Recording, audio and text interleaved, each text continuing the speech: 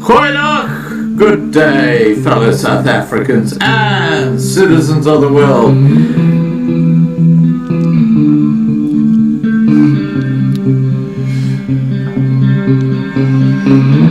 I've been looking around for salvation. I've been looking around for the truth. All around me I see frustration, and I looked all over till I found you. I sit and listen to your stories,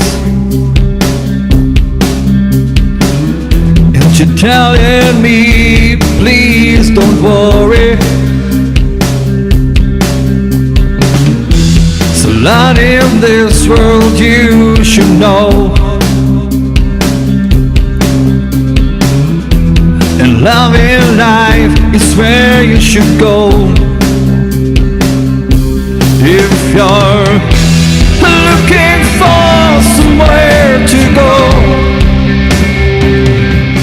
if you're looking for someone to know,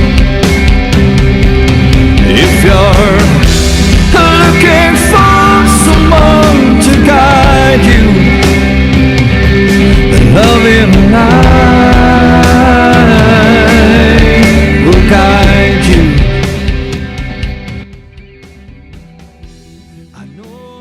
Goeienaand! Good evening, fellow South Africans and citizens of the world. Now tonight we're going to meet an extraordinary young man. His name is Liam van der Merwe, and he'll be sharing with us his views on the current situation in South Africa. But before we get Liam on, I just wanted to read a statement from Renelle, who is a valued and very important member of the Loving Life family. And it reads, Dear Scott, I just want to clarify that the 3 million Citizens Unite is completely separate from Move 1 Million. Dr. van Rensburg was in talks with them, but there was so much internal politics from their side. We're a very strong group that is going ahead with the 3 million Citizens Unite movement. I've arranged endorsements from various businesses, sectors, tourism industries, church bodies, musicians, lawyers, etc. Liam is our youngest ambassador. After your video yesterday, some viewers are under the impression that it is us that insulted you. Just to clarify, we are a group of 20 individuals organizing the 3 million Citizens Unite and not involved with Move 1 Million at all. Liam van der Merwe is Dr. van Rensburg's grandson and the youngest ambassador of 3 million Citizens Unite. Regards, Renelle. Now, let me assure everyone, as I said, Renelle is a very, very important and active part of the Loving Life family.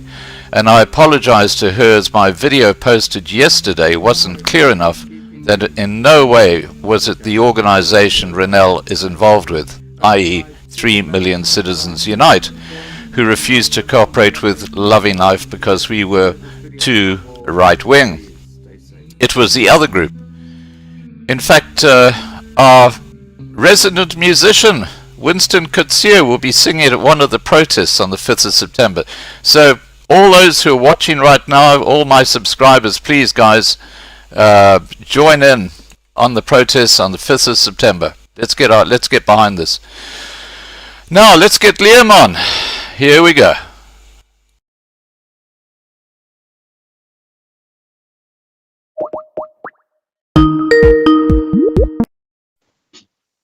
Hi Liam.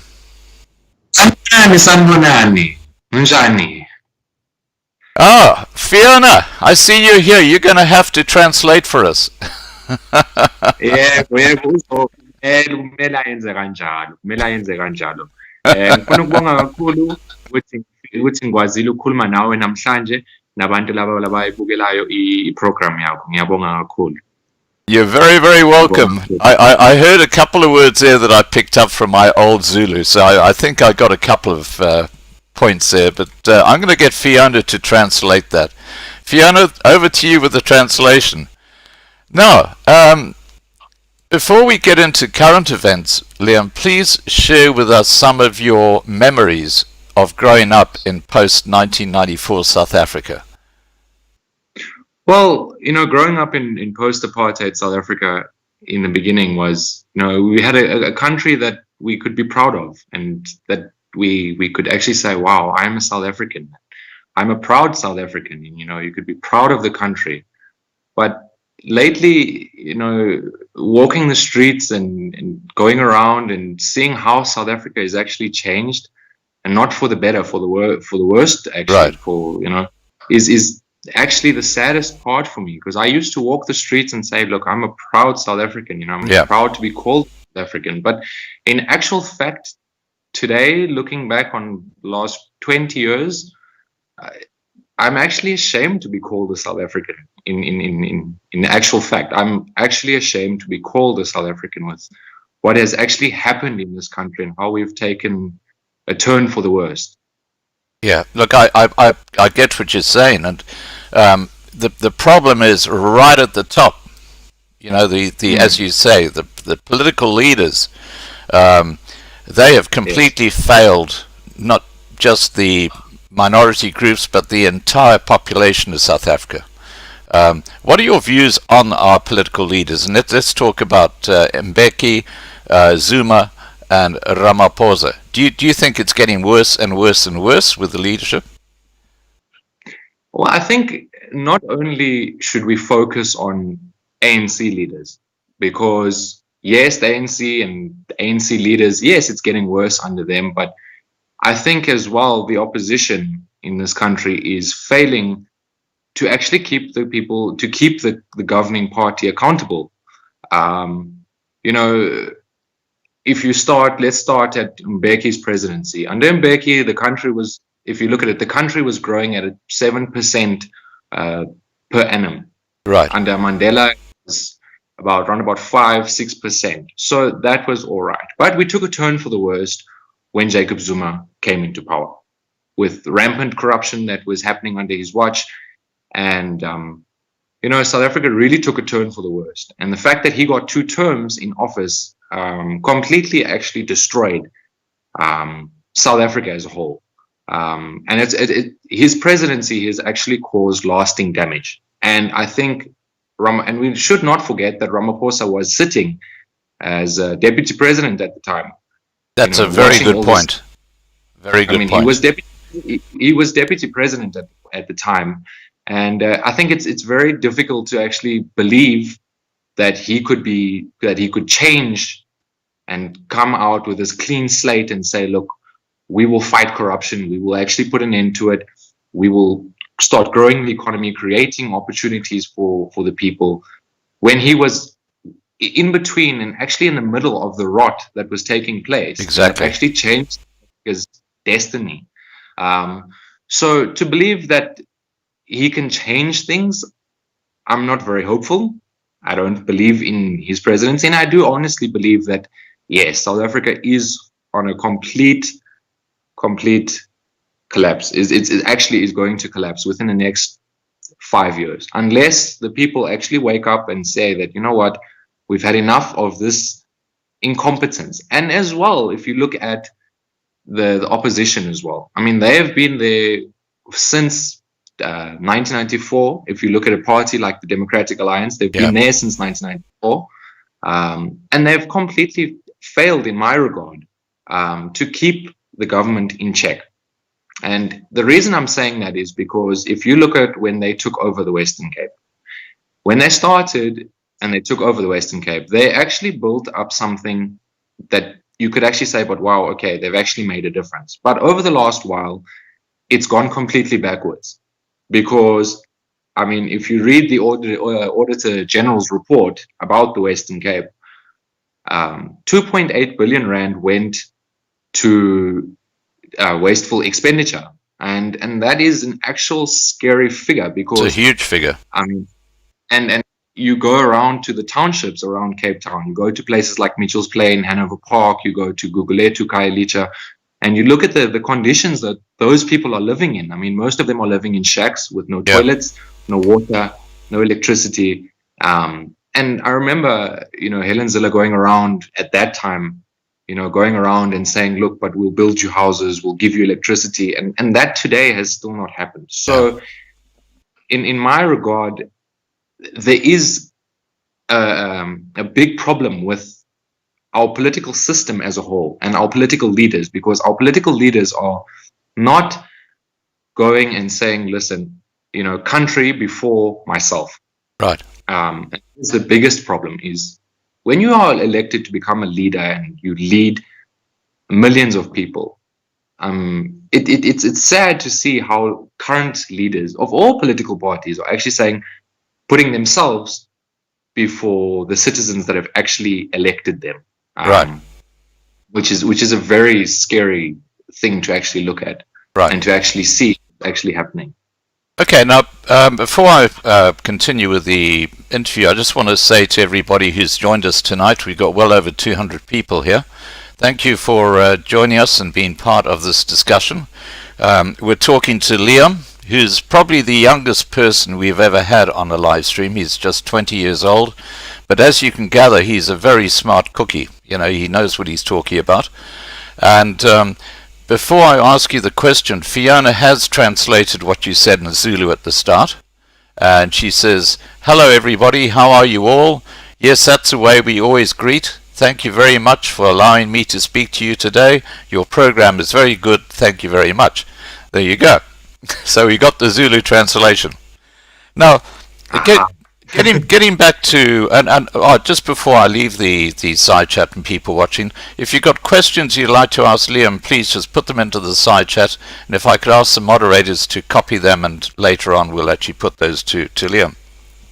Okay, so as I just said, you're a young 20-year-old, and you've got a lot of friends who are about that age group.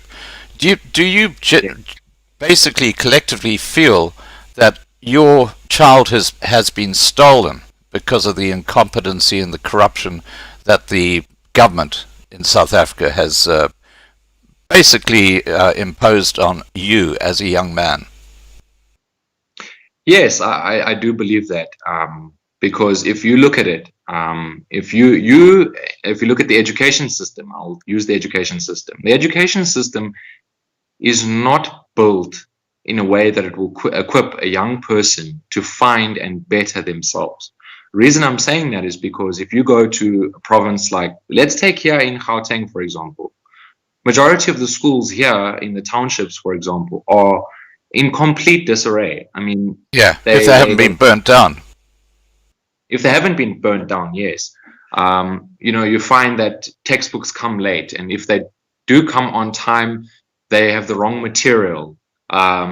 You look at the sanitation of the schools. I mean, young people are put into positions where they have to fend for their lives every single day just to go to school. If I can use an example, like, for example, the Western Cape, on the Cape Flats, young people are subjected to walking through gang-ridden areas every day just to go to school. And I think it comes back to my other point, where our political leaders have failed us, because if you look at in the Western Cape, for example, 50 people get killed on a weekend on the Cape Flats through gang violence. Right. And majority of those are young people, because there are no structures for young people to actually engage, like youth cafes, sports facilities. I mean, I remember there was an expose that was released where community members in Mitchell's Plain wanted to begin and start building youth hubs and sports facilities for the youth, to get them off the streets and keep them safe. And the provincial government at the time, which was under the Democratic Alliance, completely ignored the community. And they were exposed actually on television to say, and then only did they come to the table to actually address the concerns and actually partner with the community. So corruption and incompetence is at the forefront of actually the reason why we are in the position that we are in as young people, because young people do not have the opportunities and do not get the assistance from government to actually better themselves. It doesn't help that you say to, and I mean, I'm going to use now dwelling into the past, where the ANC always used to say, education later, liberation first. So what you've endemically done is you have the older generation has very little knowledge that they can pass on to the youth of today, because they were brought up in that environment where, no, we have to go and protest, we have to go and burn this, we have to go and do this, we have to go and fight for the country, instead of actually saying, let's go to school, become educated, and so that we can educate future generations, like the generation that we are sitting in now. I mean, and it doesn't help the fact that you lower the pass rate for students, because a 30% pass rate is not going to equip a young person to go into the workforce. Because if you look at it, if you go into a retail store and you are a retail manager, you're hired as a retail manager, and you only have 30% knowledge on certain aspects, the company is not going to hire you with a 30% pass. It's not. You can't further yourself by going to university, because they won't accept it. But once again, the government has actually said, no, a 30% pass rate is fine. But it is not actually improved anything, and it has not helped millions of young South Africans that are sitting today that are actually jobless as we speak. And it's actually a sad thing that, I mean, if you look at the average age of the ANC cabinet, the average age of the ANC cabinet is 75 years old. Yeah. So for us as young people, how can we expect that? I mean, the average age of a cabinet is 75, and they must now think about our interests, when the only thing they can actually do is dwell on the past and not actually say, but look, let's work together and bring in young blood into the cabinet to actually address youth issues, which is a very big thing. And as well as if you go to, like, let's take, for example, NSFAS. NSFAS is so turned into a political scheme, if I can put it that way, because they, people do not receive their funding, so they cannot continue with their studies. So you can easily say to somebody, okay, fine, we can send you to university, but if that money has been stolen and there's no accountability for it, you are in turn actually just putting the youth on the back foot, right, and continuing that cycle of poverty that we see today. Now, I was rather amused when you said the average age of the cabinet is 75. The Minister of Basic Education famously had a problem reading out a figure which ran into the millions. She got it all screwed up, and she's supposed to be the Minister of our Basic Education. I find it extraordinary the incompetency of these people who've been put in these positions because they're ANC cadres. They were part of the fight which went back to what happened in 1994. And what I find very disturbing is, especially for young people like yourself, is this policy of black economic empowerment, which makes it almost impossible for you as a young person to get a job in South Africa. But before we talk about that, talking about universities, affirmative action. Yes. How hard is it for you as a white person to get into a university compared to, for example, let's say an African? Well, I would not want to go into using racial terms, but it is very difficult, because I've met countless numbers of young people that have said to me that, I managed to save enough money and I paid for my course, and 3 weeks before my course was due to start, the university came back to me and said, no, listen, you because you are white, you cannot go into to begin the course because we do not quota system, if I can put it that way, is not right. So if you look at it as well in the job market, you can look at an African person, if I can put it that way, that has very little knowledge on the subject or the issues or the work experience, but they get the jobs before person that actually has. Before we go on to BEE, look, I just want to explain that this whole race question isn't something that I brought into the conversation. It's something that the ANC have made policy.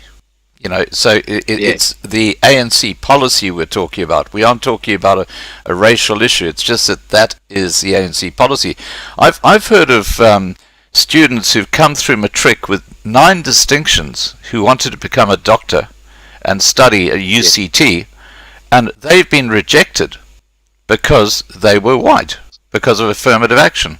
And some of these people have had to go overseas to train as a doctor, and then when they come back to South Africa, they have a problem because technically they don't fulfill the requirements, while they are incredibly well trained compared to what's happening now in South Africa with the training of doctors. This is I think is the dichotomy of just a completely failed education system and the way that people are selected to go into university. Did you go to university, or did you try and pick up a university course?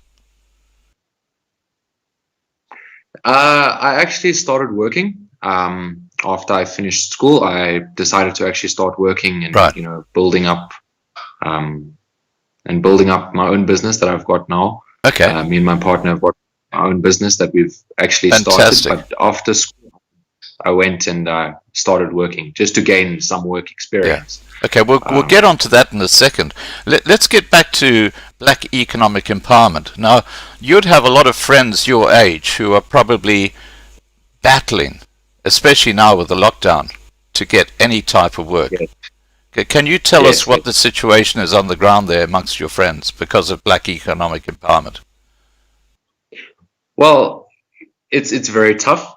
I've spoken to countless numbers of people that have said, we had jobs before the lockdown, but because of the lockdown, we've been retrenched. If you look at, for example, you go onto the streets, you find majority of the people, there's more people on the street corners now. And I'm talking about young people. I'm not talking about people that are old. I'm talking about young people my age, people even younger than me, young kids that are maybe 11 years old that are sitting on street corners now begging for money because they don't have any food.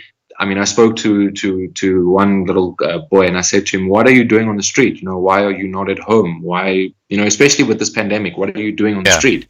And he said to me, no, I have to come here and I have to come and beg on the street because we have no food at home. And, countless numbers. I mean, I've seen many graduates that actually have university degrees that are standing on street corners now currently that are looking for jobs.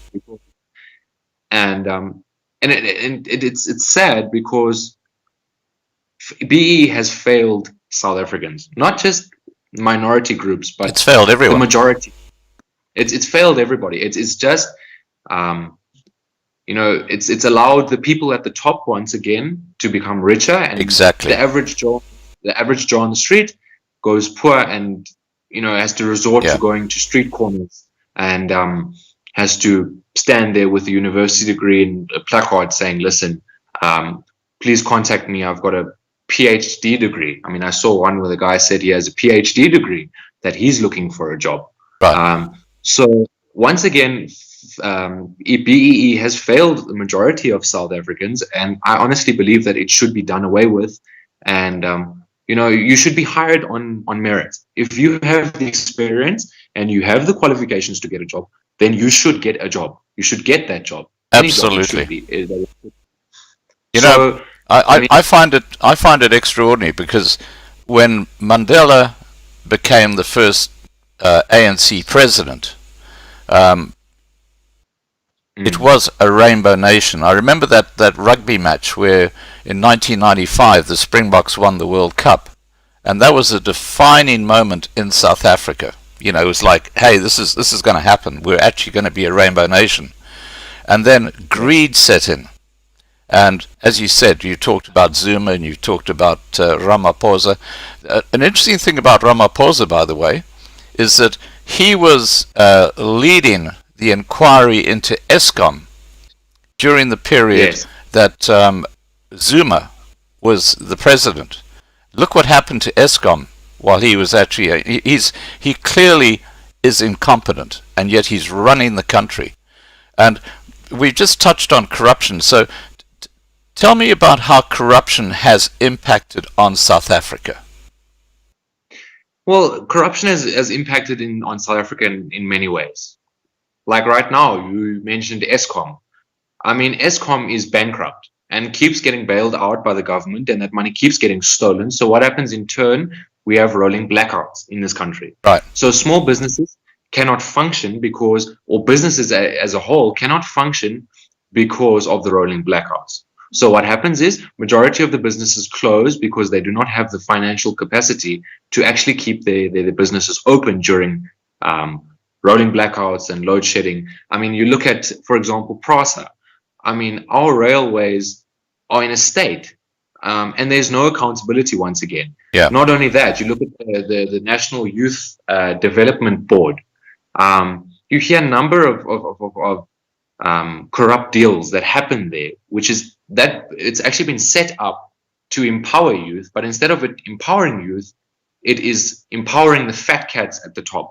Yeah. And normal Joe like me and you, and countless number of young people have been left out in the cold.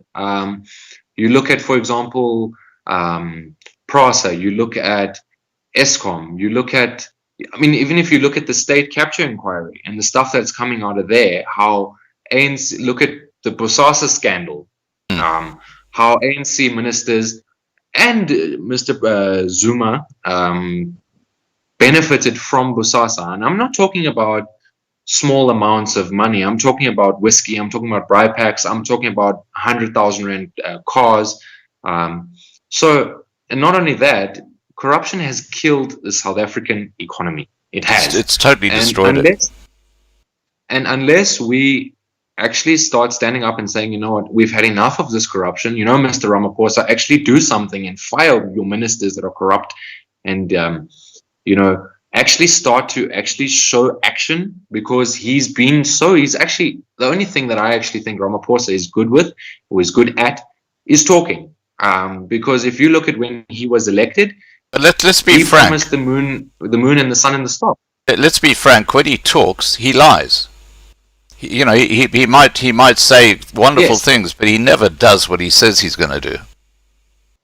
I mean, look at, for example, when he was elected president, the things that he promised. He promised that people within the first year of his presidency would be on trial for corruption. That today has still not happened. Yeah. He promised to fix Eskom. That today has still not happened. And now with this COVID pandemic, you look at ANC cadres, you know, ANC ward councillors that are actually stealing food parcels that are meant to go to the poor. That is disgusting. So in turn, you are leading a country into starvation because of greed and because of this thing of saying no. But, you know, because I'm a ward councillor, I mean, I read an article on News 24 where a community member went to one ward councillor, and the ward councillor actually stabbed him for asking for water. For some water, because they don't have water in that property. He stabbed him. Wow. And I think that is disgraceful. And but I also think partly South Africans need to actually realize that the goals and the big dream that the ANC tried to sell us in 1994 has completely failed and collapsed. It was achievable in 1994 when they took over, if greed and corruption did not set in. But it set in so deep that it actually will take, I'm not trying to speculate and say, but it will take 5 years, it will take at least 15 to 20 years to actually set this country on the right path. Right. But immediate actions can really make a massive difference.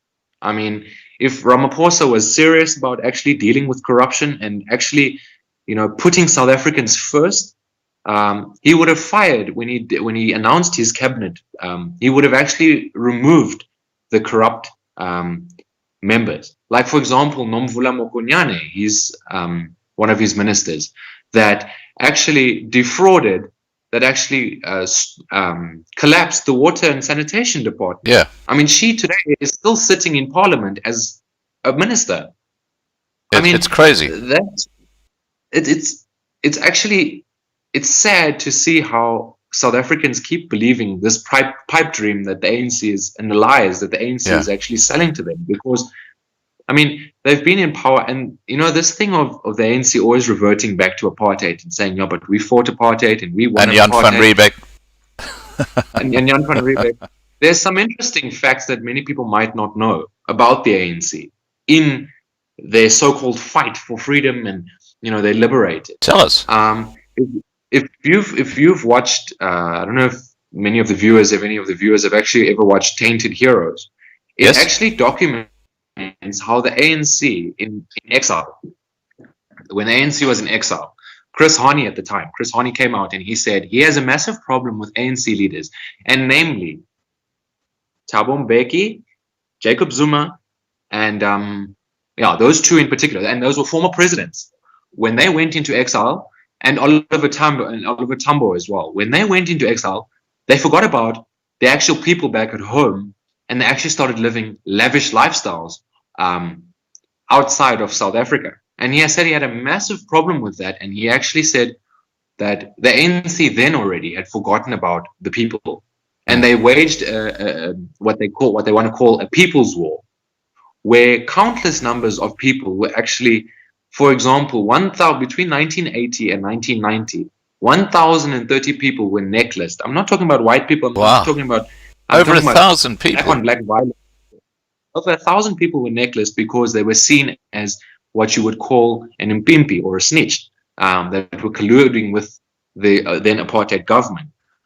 You had camps like Camp Quattro in Angola, where people that were seen to be going against the ANC were actually captured and tortured, and many of them died. And to this day, so many people do not know the actual findings of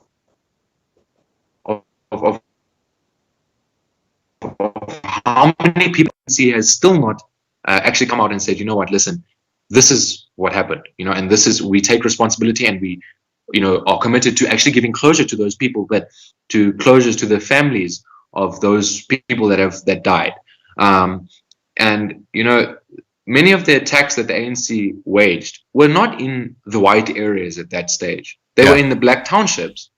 For example, in 1985, 150 councillors at that stage, black councillors and black policemen, had their houses and businesses burnt down by the ANC, or the then UDF, which actually was a banner under the ANC.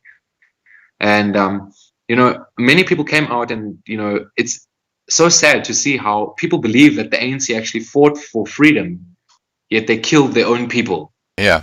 And if you look at, for example, Umkhonto we Sizwe, the way Umkhonto we Sizwe came back into the country was blowing up a railway station in Soweto. So what were you in turn doing is you were preventing people from actually, actually going about and actually earning a living, and actually, you were breaking down services that were actually benefiting the black communities. Right. And not only that, if you look at, for example, I can go back even further. I can go back to the 1976 youth uprisings. The ANC was never involved in that. The ANC was never involved in the Soweto uprisings. That was actually led by Steve Biko and the Black Consciousness Movement. Right. It actually met with a lot of the students and actually, mobilized them into action. Just talking about that, do you think that this is going to happen again in South Africa, where the Africans in townships have had enough of the ANC, because they're now beginning to understand that there's a huge amount of corruption going on, and they have been left out of the picture when it comes to being empowered. Do you think there's a growing revolt or revolution in the townships against the ANC happening right now? Well, I think look at it this way. I mean, yes, I think there's a massive revolt coming in South Africa. I think, but it will not just be from the black people in the townships. It will be a unified thing to say, you know what, we are all tired of your corruption and, you know, leaving us out of the picture. And, you know, one of the things that the ANC always said is, you know, they taught the black people at that stage, they taught them and they told them, you know what, when you want something, you protest. If you want change, you protest. So the ANC is actually sitting with a massive dilemma to actually, having shown the people and said, you know what, burn down and toy and, you know, do all those things. They forget that now the ANC is in government. You've taught people now over 50 years or whatever how to actually protest and burn down, forgetting that now that they are the government, they're going to have to face the same consequences that they brought upon themselves. That's a very good point. That's a very, very good point. Absolutely right on the money. Now, okay, now moving on.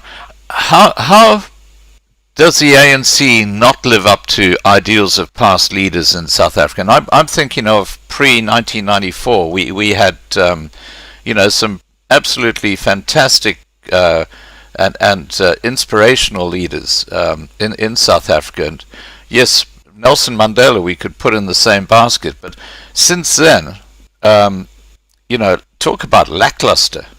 When Ramaphosa gets up to address the nation, everybody turns their TV off. You know, how has the leadership differed in South Africa pre-1994 and post-1994? Well, I think pre-1994, I mean, if you look at, for example, you can look at somebody like Steve Biko. Steve Biko was the founder of the Black Consciousness Movement that openly went about and said that we must build South Africa united. You know, unity is a big thing. Right. You know, as I remember, famous quotes was, we extend an open hand to the white people of this country and say, we can either build this country together or we can fall together, or we can fall apart completely. One of his other famous things that he actually preached upon was to say that, you know, black consciousness at that stage was not about looking to people to give you something. In that stage, he's used the white man, you know, stop looking to the white man to give you something. And I think that today can actually be articulated and actually put into context to say, stop looking to the ANC to give you something, you know, rather build your own opportunities, you know, stop crying and saying that, you know, we want houses, you know, and a lot of people, what they've done now is they've built houses for themselves because they've given up on the ANC and their promises. And in 1980, actually, they became tired of the Black Consciousness Movement and they decided to not go about it in a peaceful manner. And they went into a more violent people's war, if you can put it that way. But I also, you know, would like to take somebody like Mangosuthu Buthelezi at that stage, where Mangosuthu Buthelezi was the leader actually of the Inkatha Freedom Party. Right. He seemed like quite a reasonable man. I mean, when the ANC wanted to bring in sanctions into this country, he met with Alfred Nzo at that stage in London. Mr. Nzo actually asked him to come to London, and he went to London and he met with him, you know, to discuss the People's War. And one of the things the ANC wanted to do was and he also said as well, you cannot burn down a country based on winning a war. You have to have a country that's within infrastructure. And he said he cannot, you know, fight the white man because you need to build a country together. You need to find a way to work together. And he said that. And I think the ANC today, I mean, the leaders now post 1994, and I can go into it very deeply, where they have actually forgotten, for example, the things that are in the Freedom Charter. where the Freedom Charter says South Africa belongs to all who live in it. Right. They've forgotten that, and they want to make everything about but we put black people first, and we leave colored people and white people and Indian people behind. When in actual fact, they have not put anybody in front. They have actually put themselves in front. So Yeah. the fact that greed has set into their ranks is actually a very sad thing, first of all, and second of all, I don't think that the leaders post 1994 will be able to bring the ANC back on track to say, you know what, guys, let's go back to the Freedom Charter and see what ideals and morals we can take even from other leaders, such as, for example, Steve Biko, Mangosuthu Buthelezi, Right. and say, you know what, how can we put South Africa back on that path that we set out to do in 1994? And it's like, for example, Cyril Ramaphosa, when they wanted to collapse, when they wanted to remove Lucas Mangope from power at that stage in Botswana, he led people into Bishu, and he led people to the slaughter, because the defense force at that stage said to them, listen, you can stay in the Bishu Stadium and have your rallies and discuss your agendas. But then Ramaphosa and Ronnie Kasrils at that stage actually said, let's lead them into the fields. But also coming back to that point about how the ANC has not lived up to the ideals. Let's take somebody like Andrew Mlangeni. Andrew Mlangeni passed away the other day. My condolences to his family. He said, and he had some very harsh words to say about Jacob Zuma and current leadership. He said, corruption is so rampant in them that the ideals that he fought for, like the Freedom Charter and equality and justice, have literally have gone out the window. We have become a country where you steal a chappie out of the street corner and you get arrested for that, but if you're corrupt and you steal money, you don't get arrested. And so and a lot of the like, for example, Desmond Tutu also came out and he said, the ideals that we fought for as South Africans, unified South Africa, that was an actual rainbow nation, was destroyed by the ANC, from 2009 onward. So I think that is why I firmly believe that the ANC cannot and will not live up to ideals of their veterans and the past leaders that have actually led the fight in the struggle to get South Africa, to freedom and equality and justice. Right. Now, I have to tell you that last night I spoke to Dr. Peter Hammond. I don't know if you know Peter, but he's a high-profile fellow in Cape Town, and he's chairing a group of organizations that want to secede from the rest of South Africa in the Western Cape. So they want to split off the Western Cape as a separate area. And he raised a very interesting point. He said that involved in the secessionist discussion on the sideline is one of the princes of the Zulus, because they want to secede. Yes. They've had enough of the ANC government as well. What are your views on secession, breaking the country up into different states which are escaping from the ANC crap, and B, whether such a thing could work? Well, in actual fact, yes, I would agree to secession. If you can actually prove that you have the resources to actually build a country, right? I would agree that you do that, and you break up the country, and you show the ANC how it's actually done. B, do I think it could work?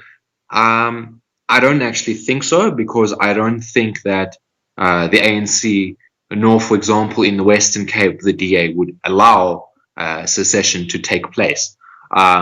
So it is going to be a bit of fight if they want to break up the Western Cape, to break the Western Cape away from the country.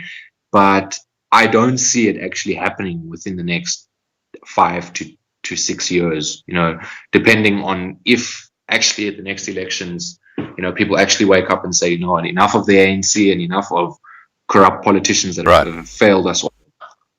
Now, just on that same subject, when we talk about the ANC, it looks like they are fracturing right at the top. You've got these two camps. You've got the Ace Magashule camp, who are really pissed off with Ramaphosa because he's now saying he's going to deal with corruption. And of course, right at the top of the pecking order when it comes to corruption is Ace Magashule.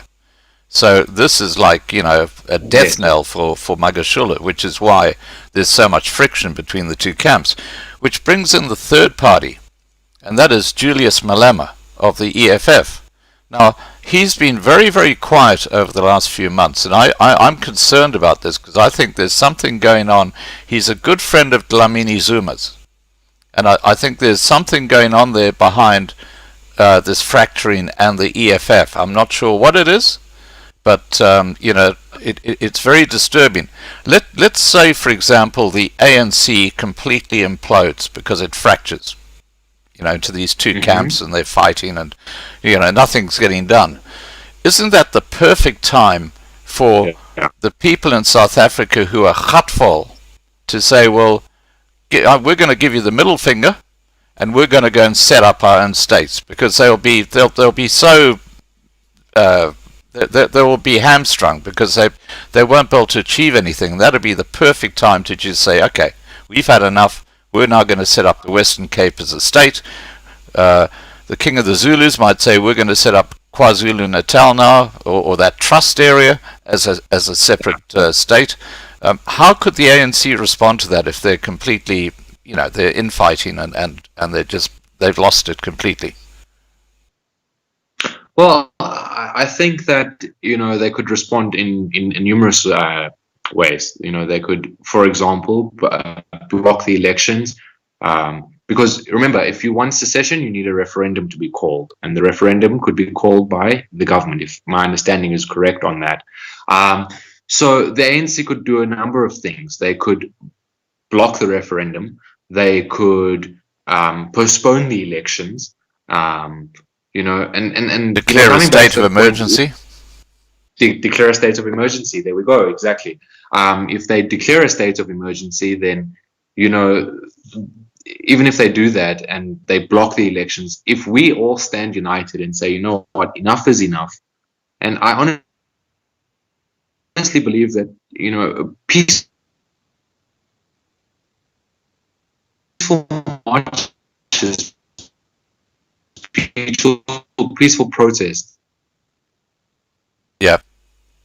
Sorry, guys, we've got a bit of a internet connection issue here. Okay. You back there, Liam? I can see you better. We lost you for a second there. Yes. All right.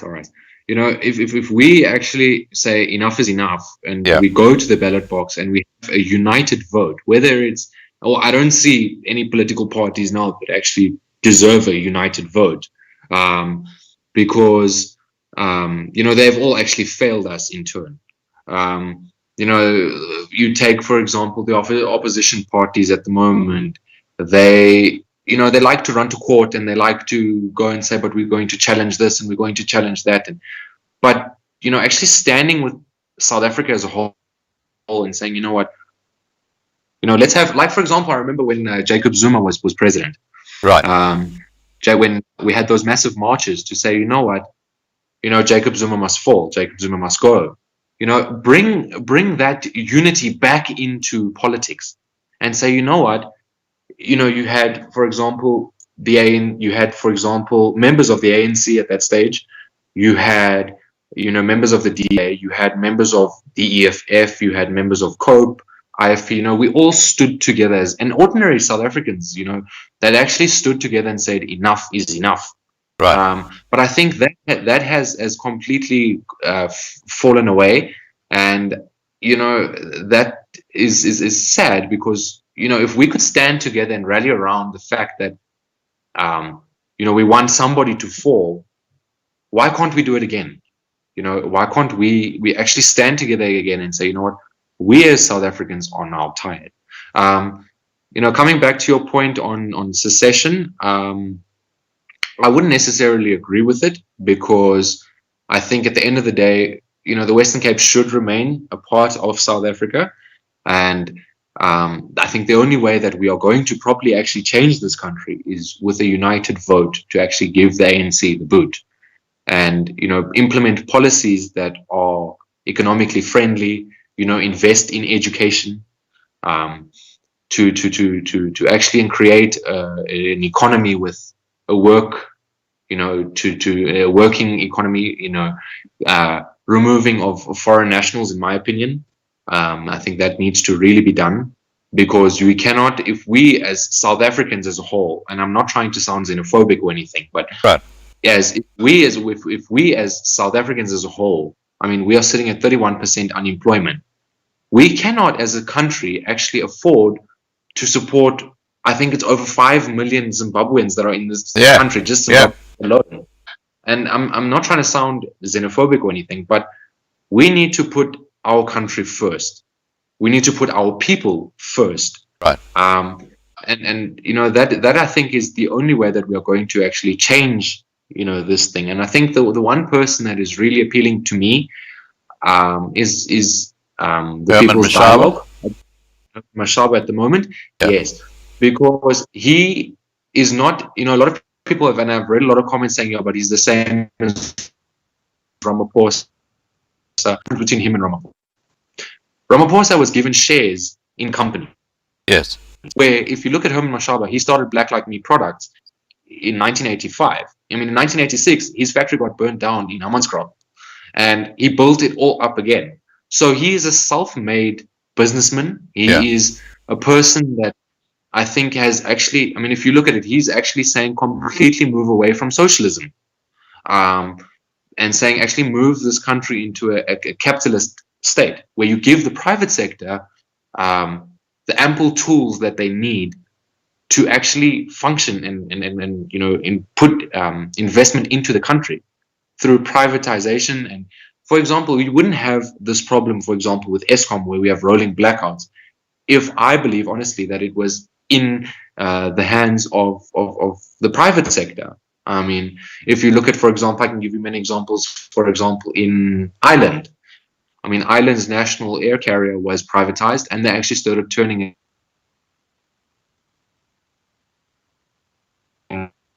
a massive profit. So I think that we need to move away from, policies like, for example, he does not support Black economical empowerment at all. Yeah. He says that a person must be hired on merit. Exactly.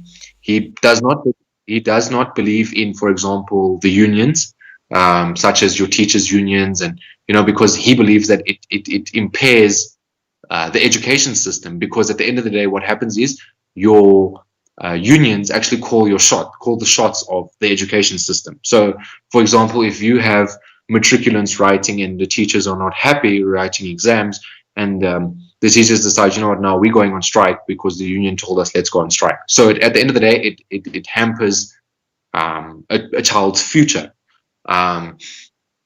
And on the land question, he does not support land expropriation without compensation. He does, however, believe in building an inclusive agricultural sector and protecting farmers and farm workers. Setting up, bringing back kind of like the commandos in a way, right, to protect farmers and protect farm workers, which is, I think, a very great thing, because at the end of the day, then you won't have shortages of, you won't have food security issues. Food security is such an important issue. Now, I've got to tell you, I got a voice note yesterday. I get a huge number of emails, and I get a lot of stuff which I don't publish because it's unsubstantiated. And, but I got a voice note yesterday that someone sent me, and apparently this was this person's sister, who works for a very big investment house in South Africa. And she said in this voice note that the sister had said that this week, very, very senior members of the ANC who've made squillions out of corruption are moving their money out of these investments, and they don't know where they're putting the money. But it looks like they could be channeling it overseas. Well, there's actually been evidence that's been brought out, and actually facts that have been brought out that to show that Cyril Ramaphosa himself is siphoning off his money into Swedish accounts.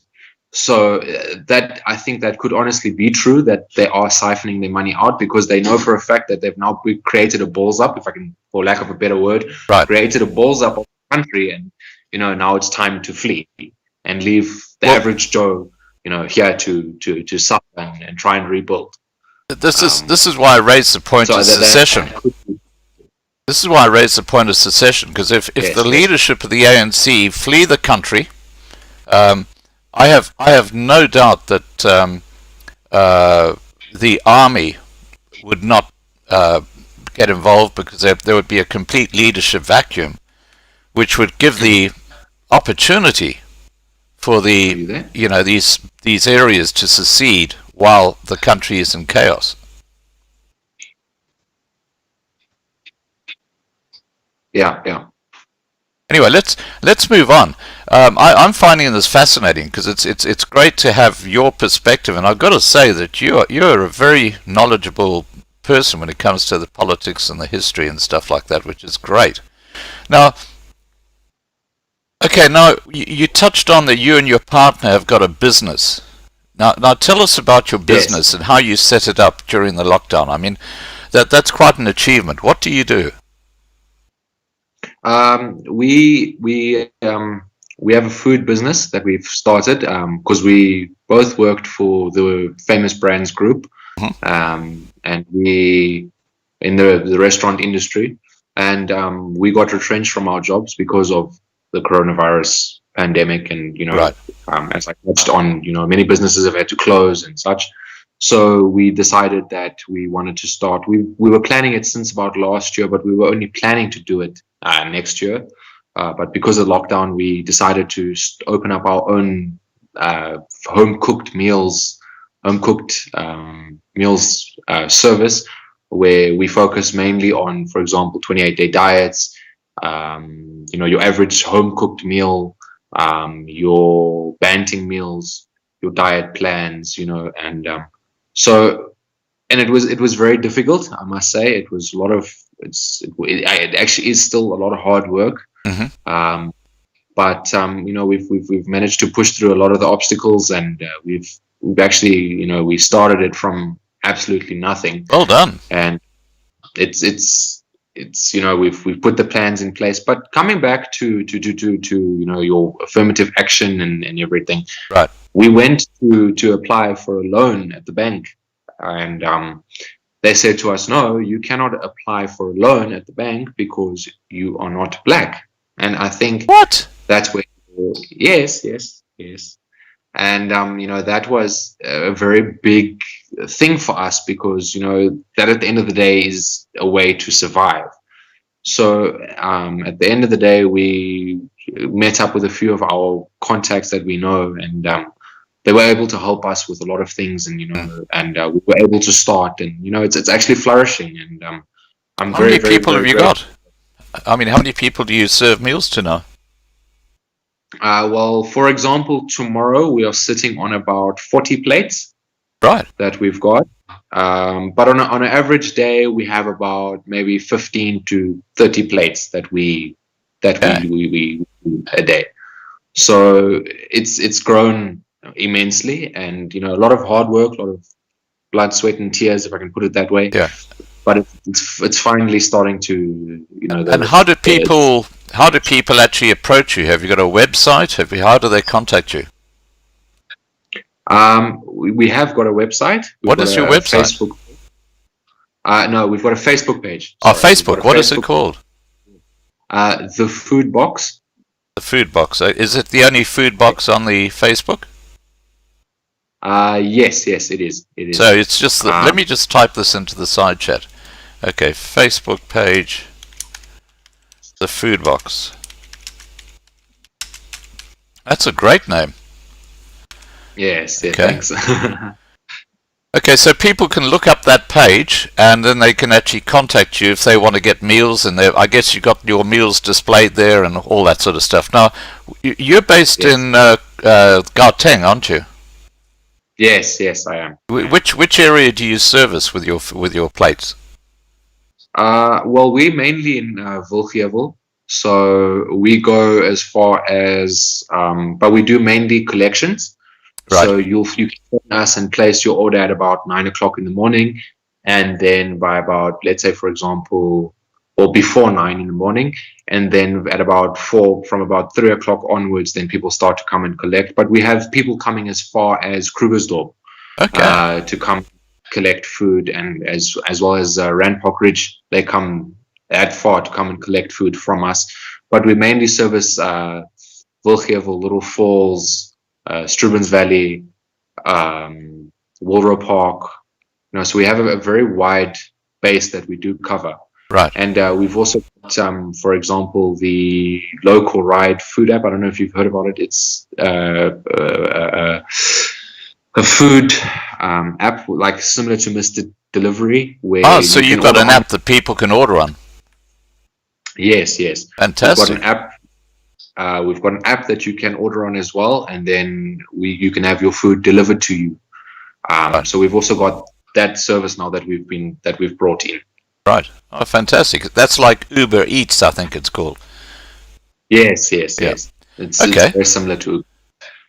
Now, tell us about the impact of the 3 months of regulations that the ANC through the NCC have brought in. How has that impacted you personally, and also has that been of benefit to your business, or has it been a detriment to the business you're setting up? Well, for me personally, well, as I had already mentioned, I lost my job because of the regulations and the hard lockdown that was continued. On the business side, it's been quite beneficial, and also a bit on the downside. With the curfew that they've now put in place, we have had to close earlier. So a lot of our customers that would usually come and say, okay, fine, listen, can I come at about 8 o'clock or so to come and collect my food because, I need to rush home or I need to rush somewhere. That has not been able to, so we've had to close that off.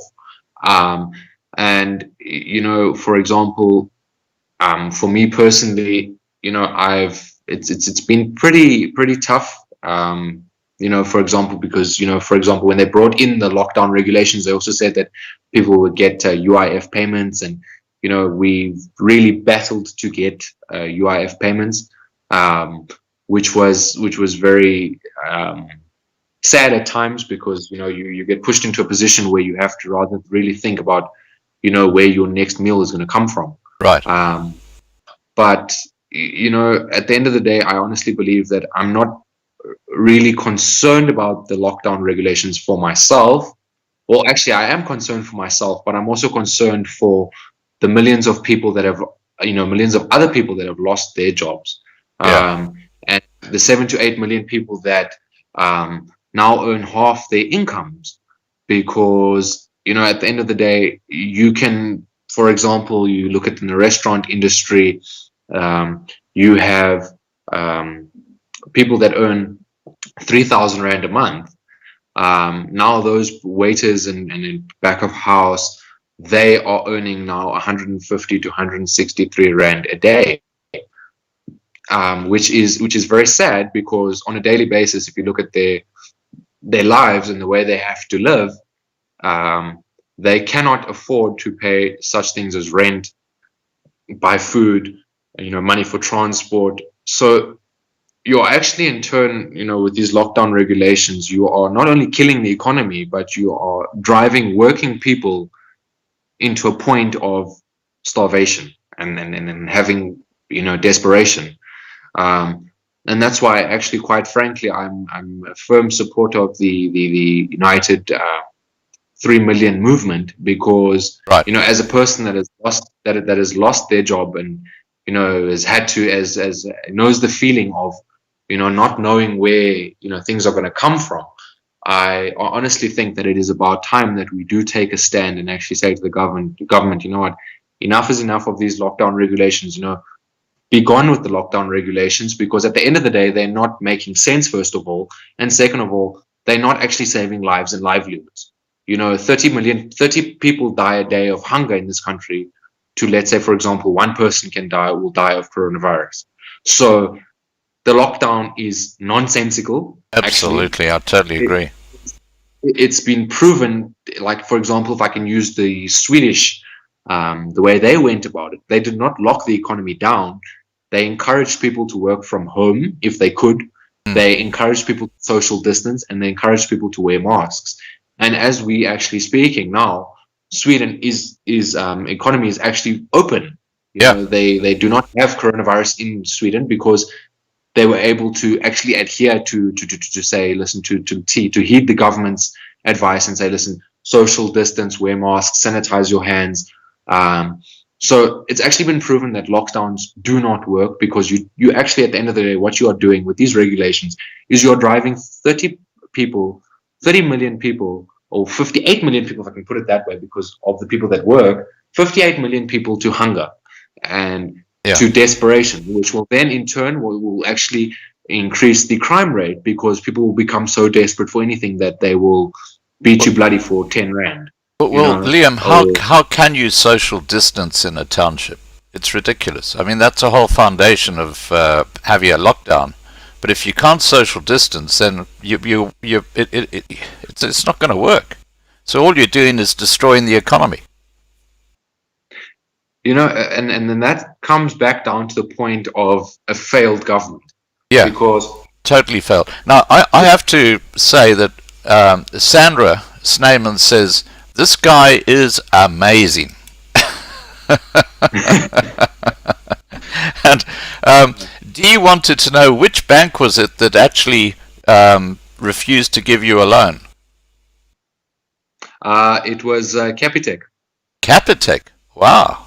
Yeah. Most people I know on the channel have got Capitec accounts. So what you're saying is that Capitec will not give a loan to someone who is a minority group. You've got to be... I mean, they literally looked at my payslip and said, okay, you don't earn enough, I can't help you, goodbye. So, you obviously then get the feeling that they're not actually interested to see how they can actually assist you. Right. Which is actually very sad, because what happened was we had a combined income, me and my partner. So both our salaries went into one account, which would actually have proven that we would have earned enough. But they said, no, you don't earn enough. They only took one pay slip when they should have actually taken both, because we presented them with both. They looked at one and they said, no, listen, sorry, we can't help you because you do not earn enough. Which was, you actually get the feeling then that they don't want to help you, and which is actually very, very sad. Right. Now, I just want to address the side chat, guys. If you've got questions you'd like to ask Liam, please just put them in the side chat. I've got a couple here for him. I'll be getting to shortly. But okay, let's continue on about the current situation under the lockdown. How many people are struggling that you have met or read about all over the place as a result of the current situation? I mean, you must hear some horrific stories from friends and people like that. Have you had families that you know who used to live in a nice little home who've now had to leave and go into one of these white squatter camps? Well, I can use I can say yes. I don't know of families that have gone into white squatter camps, but I know of white families and white couples that have gone onto the streets to beg for food and money. Right outside the Pick n Pay, very close to where I live, there's a man and a woman that sits there every day, begging for food and begging for anything that they can get. But that being said, it has not just affected only the minority groups. It has affected everybody, because I spoke to a black gentleman that was working for a massive a brewery, actually, an alcohol beer brewery, and he said to me, though, that they got retrenched because of the alcohol ban, and the only way that he can survive is to go to Macro and stand there every day and ask people to carry their groceries for them, and hopefully they tip him. Otherwise, he cannot so afford, and he's got 4 kids that he needs to feed. So in turn, these bans on alcohol and on cigarettes has impacted millions of people. I mean, you hear of these stories daily where you see it on the streets daily, where people, I mean, these people that pick the rubbish out of your rubbish bins.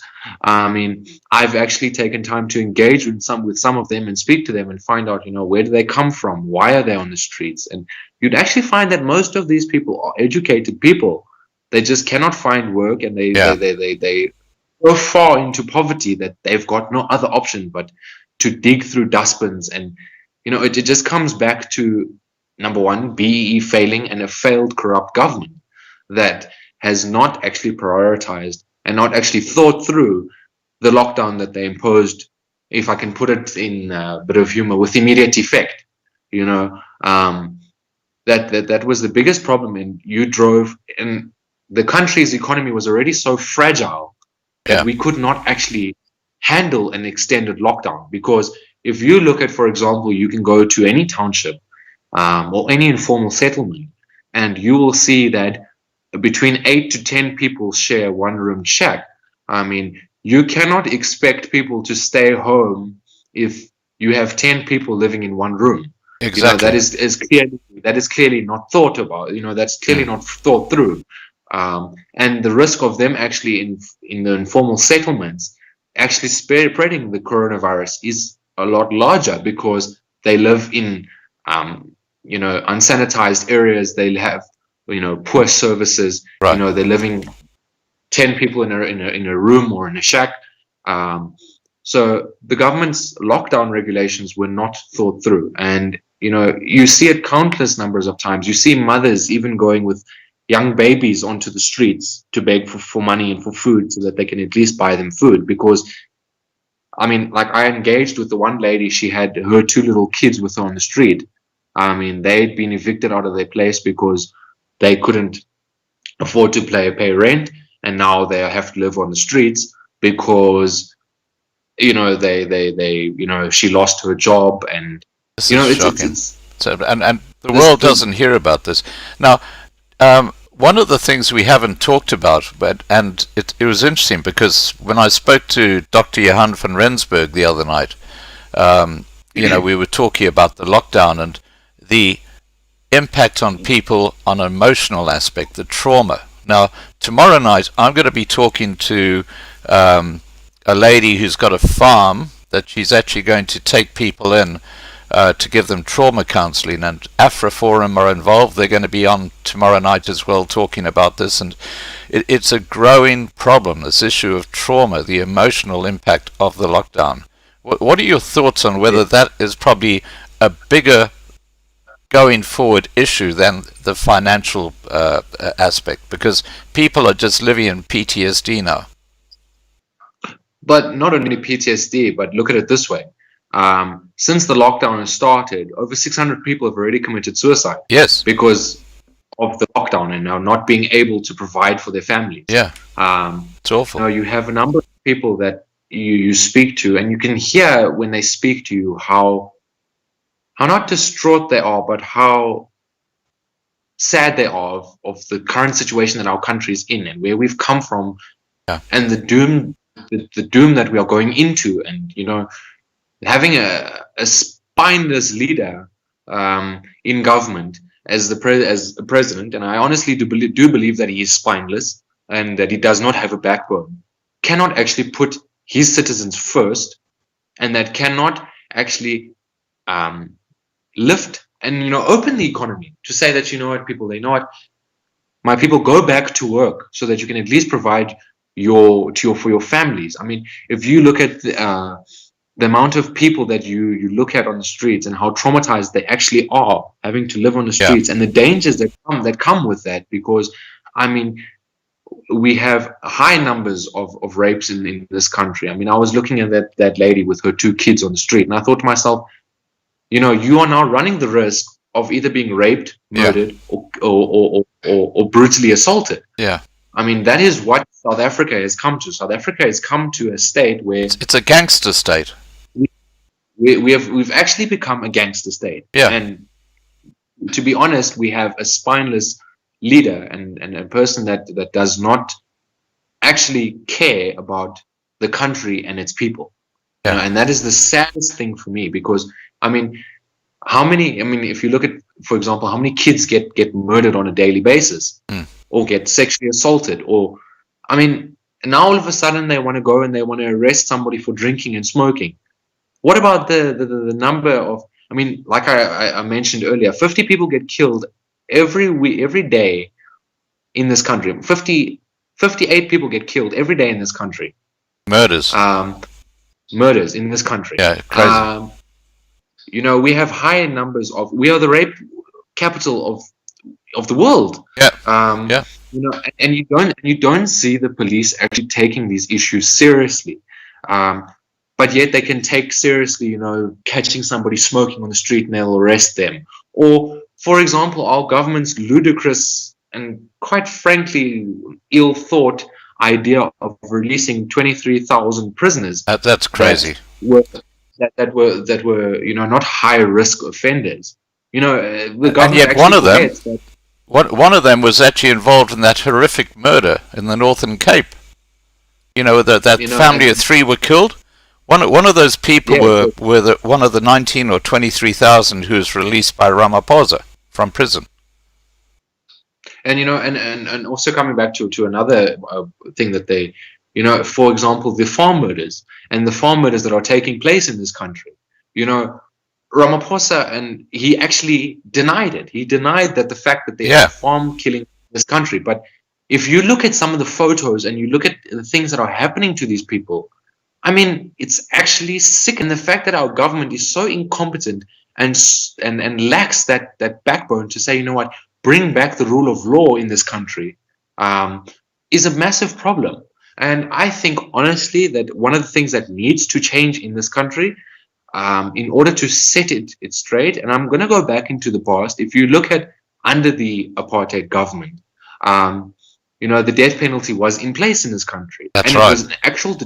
It was an actual deterrent for crime. Yes. Because people was too scared to say, okay, fine, I don't want to kill people, because if I kill the person, I could, face the death sentence myself. And that really brought down crime. So I honestly am one of those that firmly believe that the death penalty should be brought back into this country for higher risk offenders in terms of totally agree.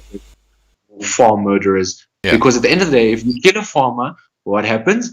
You then actually jeopardize your food security. Exactly. And you cost people a livelihood. Because people depend on farms in farming communities, because you can have a farmer that hires 100 laborers.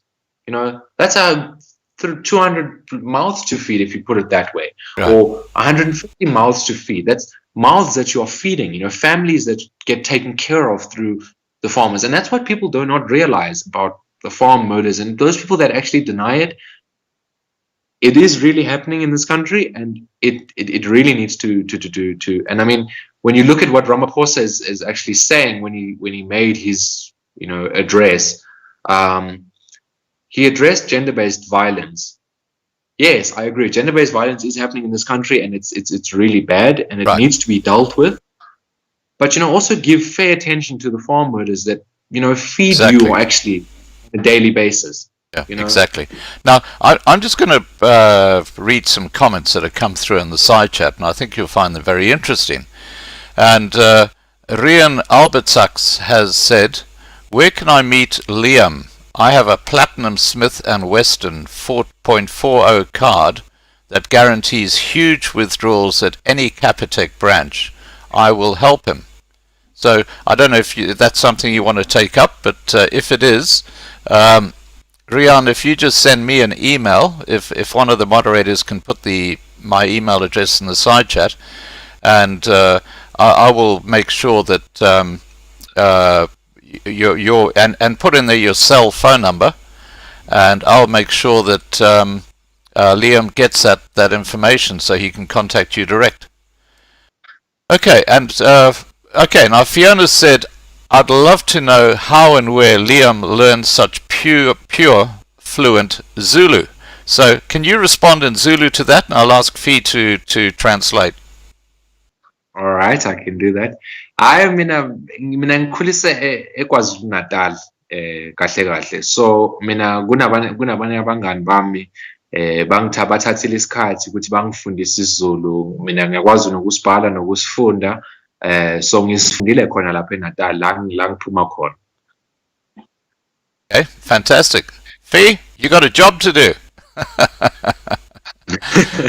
Now, look, there are a lot of people talking about this 3 million march. I know that your mum's one of the organizers. Can you tell us how, where, what about the march? I know it's on the 5th of September. And I know Johan said that it involves people standing out at the front and just basically protesting. I suggested to him that anyone involved should wear a scarf, because then it identifies them as, a protester with the 3 million march. But hey, that's up to you guys. So over to you. Tell us about this 3 million march. Well, I think that it's, my mom is more in the organizing of it, although I do fully support it, and I do fully support their plans to, actually say, for an hour on the 5th of September, just dedicate your time to come out with a placard or anything that you feel comfortable expressing yourself in, and just come out for an hour, and if we can get 3 million people, that would be great. To actually just show the government that we actually as the people hold the power and you don't. Right. So they are public servants. They're not the chief. Mm-hmm. Well, look at what is actually happening in Pretoria, for example. With the union workers that are actually going on strike now. They've burned Pretoria to the ground because of wage hikes that were not given to them by officials.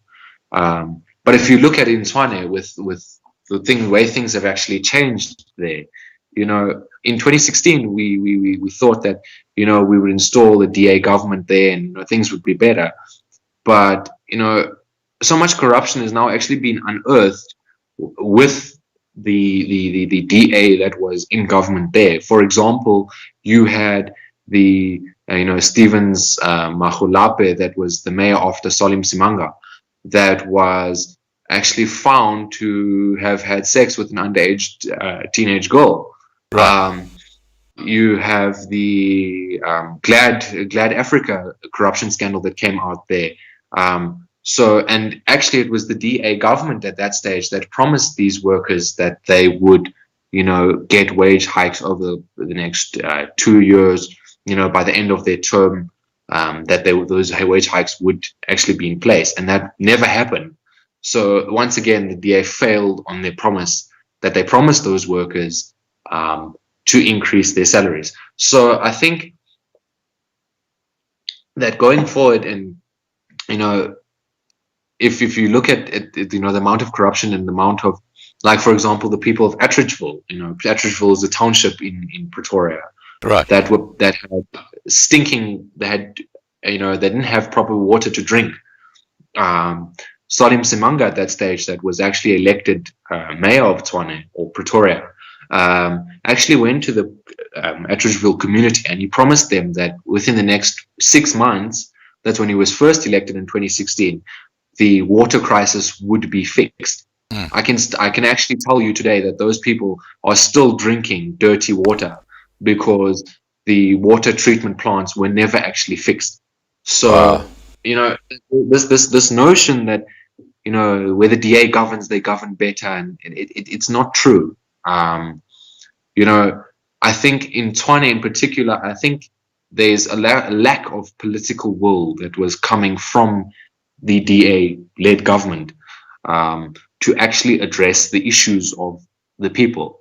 But even in the Western Cape, it's the same situation. I mean, I was a firm DA activist at one stage, and I wrote countless numbers of letters to party officials telling them, listen, stop attacking the ANC and actually show South Africans your plans, show South Africans what you can do.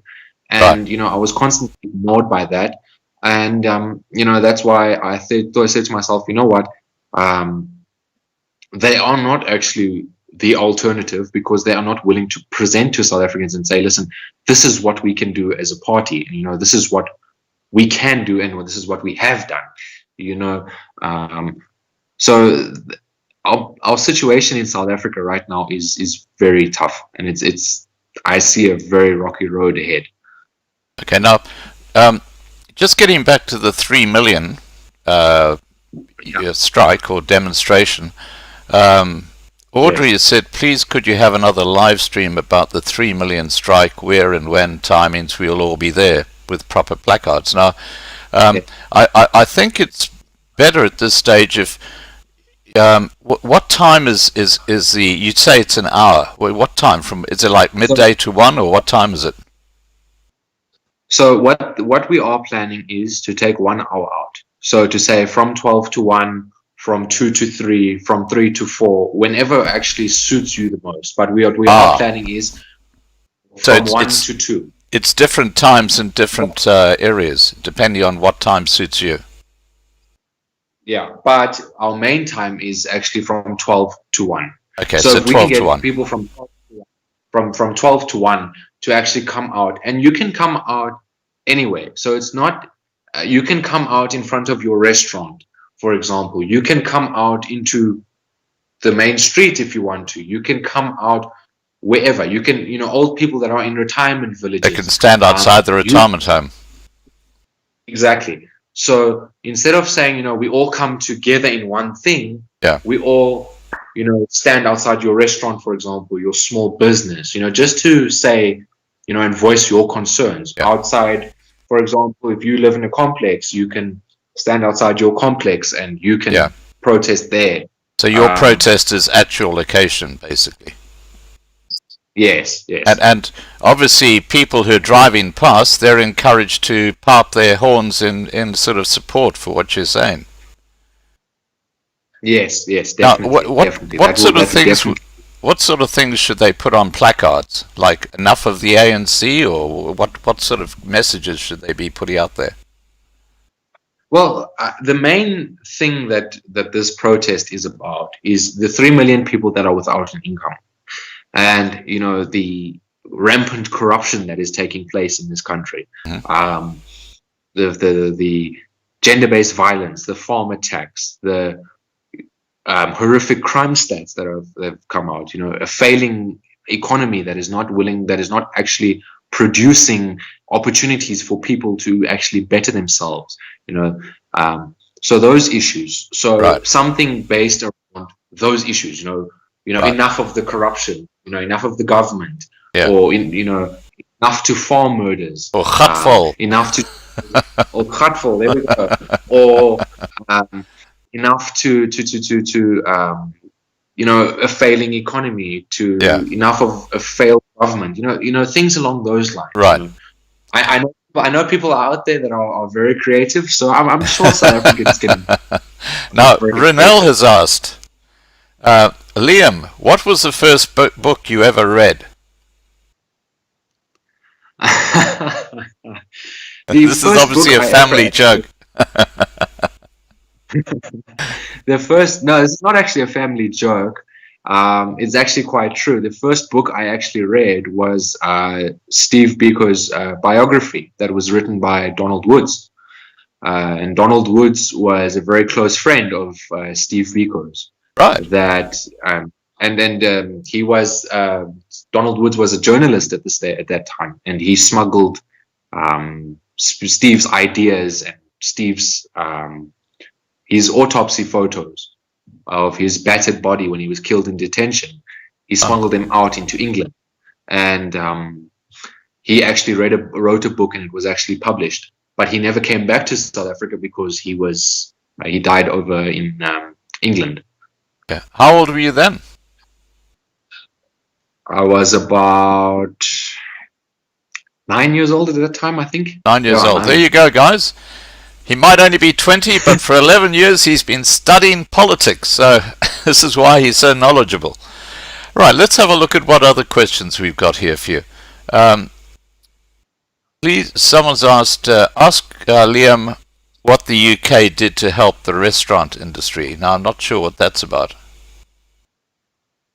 Yes, actually, that is a very good question. Thank you very much for the question. In the UK, to protect the 1.8 million people that work in the restaurant industry, they actually came up with a scheme, eat out to help out. So the government was offering a 50% discount to all patrons from Monday to Thursday. And then the restaurants could claim the money back from the government. That's a great idea. To protect the jobs in that sector, they came up with the Eat Out to Help Out plan, which is actually a massive success. I read in the newspapers. I read it's actually a massive success. It's actually protected the 1.8 million jobs that are hospitality based in the UK. Right. Okay. Sorry, I was just looking at the side chat here. Now, Fiona's asked. Liam said, I grew up in KwaZulu-Natal. Very happily, friends of mine took the time to teach me Zulu. I also learned to read and write it. So there you go. That's it. Is that correct in what you said just now? Yes. That is there you go. Yeah, we actually call Fee the white Zulu because she grew up in the Drakensberg area and all her friends were Zulus, and that's because she speaks Zulu fluently as well. Okay, now, and we actually have a playlist on my YouTube channel, which includes her life growing up on a farm in KwaZulu-Natal, which is really interesting. Okay, now, Wendy Khan has asked, Liam, have you thought of putting your food into the supermarkets? We in retail and buying, many restaurants pre-package food for sale to the public. Well, we have thought about it, but at the end of the day, what we focus on mainly is fresh produce. So, for example, if you order today, we make sure that we have fresh vegetables directly from the market. We have A-grade meats. So we believe that we don't want to pre-package foods, and then you maybe might find a situation where the food is not fresh and up to your standards that we have set to say that we want to deliver fresh quality food to the public. Right. Okay. And I've got a question here from Erica who says, Liam, how would you go about uniting people and save the country from the shit hitting the fan? Thank you very much for the question. I honestly believe that we don't need to agree on all the issues that affect our country. But if we can find a common goal, like, for example, unseating the ANC, if we can all agree that the ANC needs to be unseated from power, then I believe, and if you engage with numbers of South Africans, numerous South Africans, and numbers of them, they all believe and they are actually coming to the realization that the ANC must be booted out of power. So if we can all unite around that one goal and say, listen, we agree that the ANC needs to be booted out of power, then I believe that is how the best way to go about it is uniting around one goal. We don't have to agree on all the issues and all the questions that our country has, and our issues that our country has. But if we can unite around one common goal, to unite around that and go forward with that agenda together, then that is, I believe, is a very powerful tool to unite South Africa together. Right. Well, I think the one common goal is just getting rid of these ANC corrupt politicians. Now, Rolf Martin has said, Liam, what do you know of Arania? What do I know of Arania? actually interesting fact. My mother's grandfather was actually one of the founding members of Orania. He moved there in I don't remember exactly when, but he moved there and he was one of the founding members that actually built up the community, Right. known as Orania today. Right. Okay. No, I just want to see if there's anything that look. Is there something that you'd like to discuss that I haven't covered? Because I mean, it's such a huge subject. Is there something in particular, something to do with your business, the 3 million march, the lockdown? Is there something that perhaps I haven't touched on that you'd like to talk about?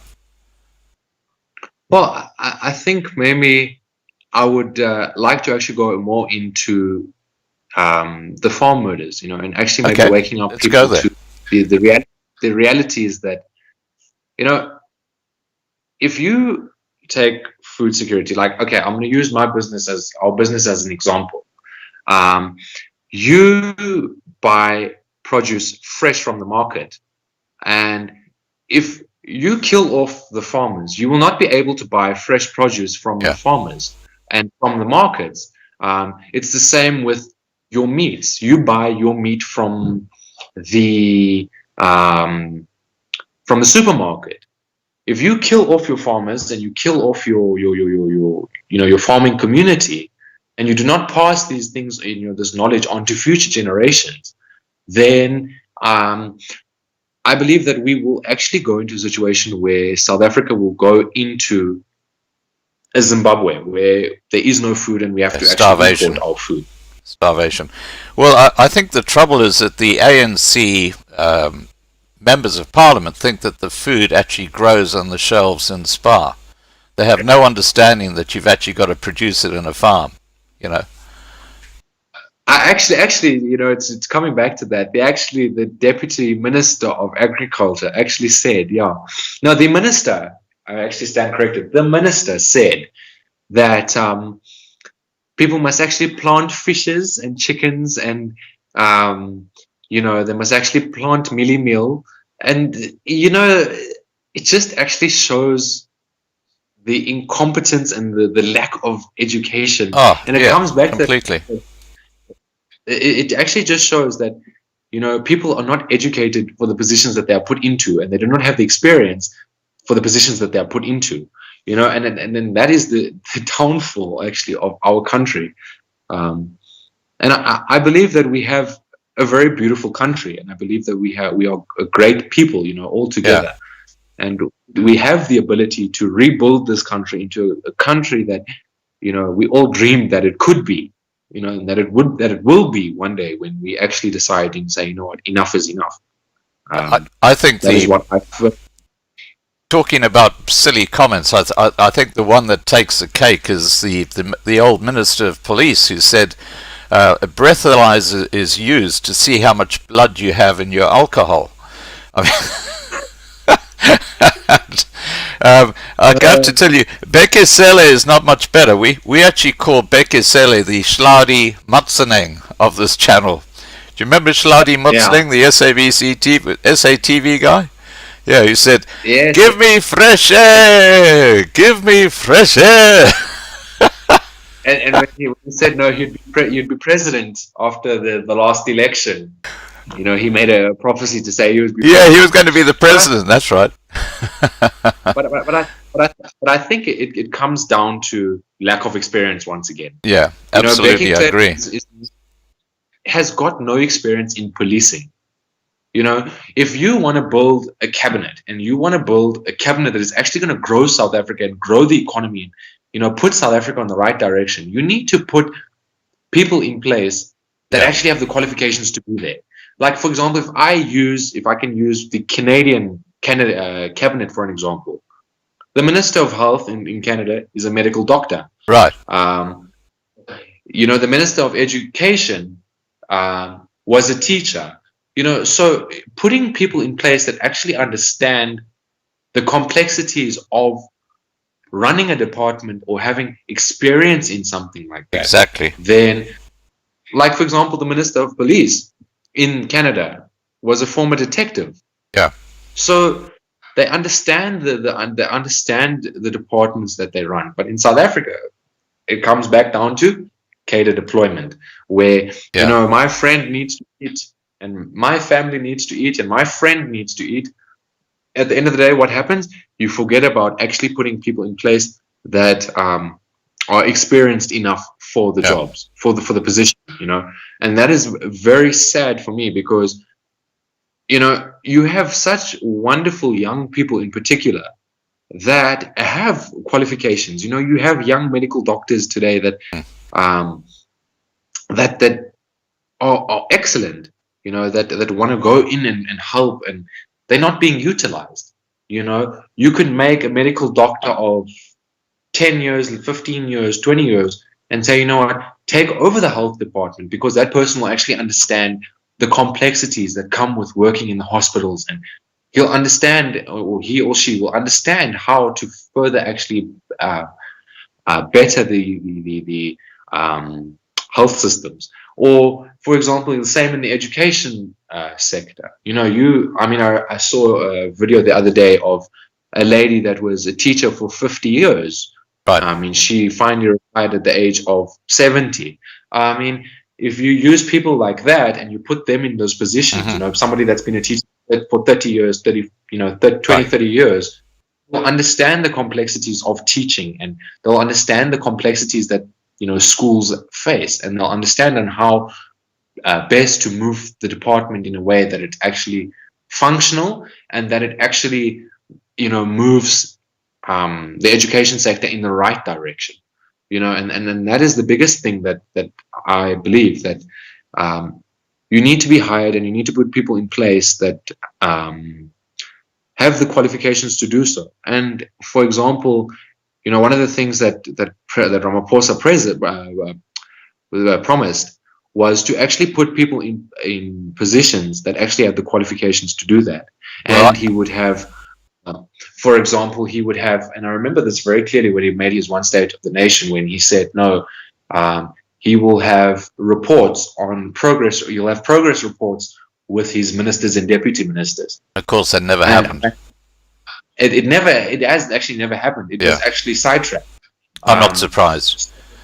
But I just want to get back to the competency thing. I visited South Africa last in 2011, and because I have a real deep interest in the Griqua people, I travelled to Griqua town by car, and the small museum there is called the Mary Moffat Museum, and Hetta Hager had been like the museum manager for 30 years, and when it came up for retirement, in that isolated area there was no one competent enough to actually maintain the museum.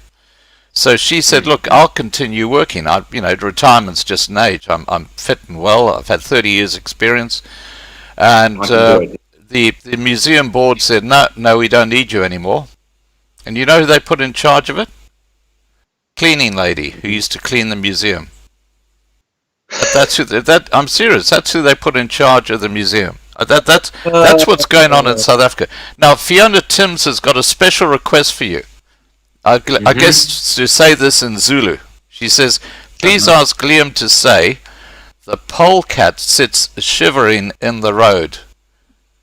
In Zulu. The polecat? The polecat sits shivering in the road. The polecats. Is there a word for polecats in Zulu? Now I'm thinking.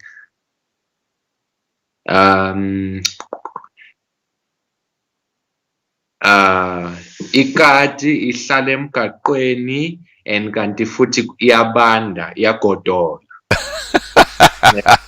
How was that, Fee?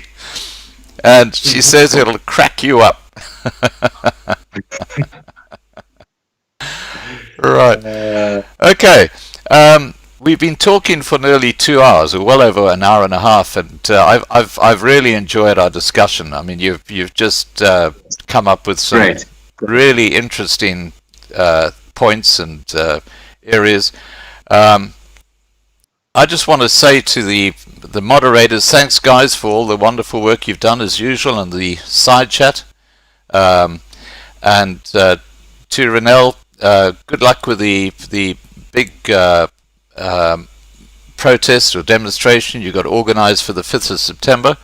If you can send me the Facebook page for that, what I'll do is I'll add it to the description below this video so people can go straight to it. And perhaps you can give me a link to your Facebook page for your business as well, Liam. And yes, I'll put that below the description as well, so people in the Krugersdorp area, they can contact you and get delicious meals. Yes. All right, and for all of those who've been watching, thank you so much for being part of this live stream.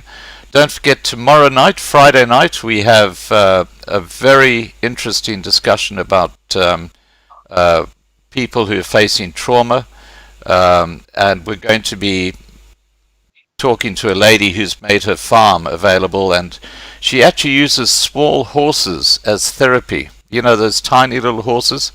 And apparently they're great therapy. And she's got a Clydesdale as well, but it is a farm. Now, Liam, back to you. Is there anything you'd like to say to people watching this video now or watching it later? Just anything that comes to mind, any thoughts you have? Well, one of my closing statements would be that, to all South Africans out there that may watch this video later, that are watching now, wherever you are, realize that, you are important, and, your voice needs to be heard. And, I think the time that we actually stand together and defeat this virus of a government that we have, I think the time has really come for that. And, I wish you guys all the best of luck with whatever endeavors that you may be venturing into, or any problems that you may be facing that that can be solved. But I honestly believe that I think it's about time that we stand together. And if you see somebody that is struggling, please just lend a helping hand to them, because you never know, you might be their only hope. In a gloomy day. And I want to say thank you to everybody that took the time to watch me, and I want to thank everybody for their questions, and I really had a very great time discussing things with you and debating. It was really wonderful. Fantastic. Now, I've just thought of a great banner that people could put up on the 5th of September. And it's just, it was inspired by what you were just saying there. And you know how we got the lockdown to beat the coronavirus? We should have a lockout, or a sign that says lock out the ANC, taking off the lockdown. That would be wonderful. That would be wonderful. All right, guys, look, thank you so much for joining us tonight. As I said, tomorrow night we're going to be talking about the trauma situation in South Africa. And on Saturday night we have a fantastic jamming session planned. And thank you, Marlena. You do a great job with the live streams. And with that, I'm going to say once again, thank you so much for our guest tonight, Liam. And thank you very much. It's been fantastic to have you on. And to everybody, please take care, and hope to see you tomorrow night